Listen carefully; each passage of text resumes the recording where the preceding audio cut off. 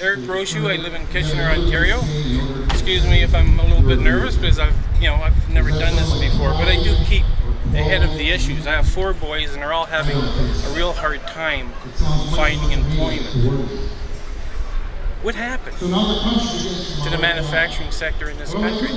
If you go back to 1984 when Brown Mulroney signed a free trade deal with the United States, it was a deal that favored the United States, not Canada. And globalization is just more of the deregulation that started with Reagan, Ronald Reagan in the 1980s, right? And this has continued along. The only real growth in North America is the financial sector. Large banks, and financial corporations, brokerage firms, and things like that, right?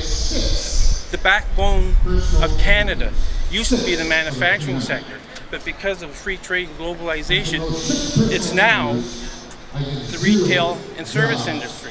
Those jobs don't pay very much, okay?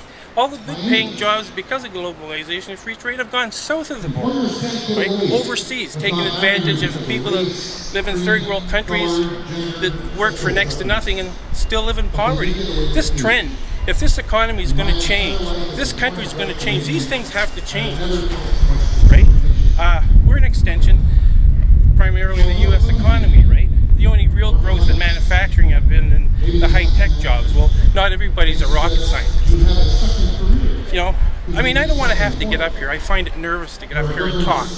But, I really have this burning desire to say what I believe is the problem, right, with, this recent economic downturn we've had in North America. We have to get people back working, right? If you take real wages for the average person in Canada since 1991, if you factor in inflation, has only risen about 1%, right? People use credit cards, right? Look at these payday loan places, right? 200–300% interest, right? People are using credit cards as an extension of their income, right? Because their income isn't covering the cost of living. Okay, I'm not talking about buying new cars and stuff like that. I'm just talking about just getting by, rents and things like that. When Mike Harris, when he was elected, right, rent controls went, right, and this is just not good for the economy. It's not good for Canadians.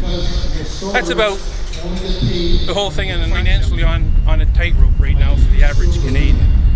Anyway, that's my piece.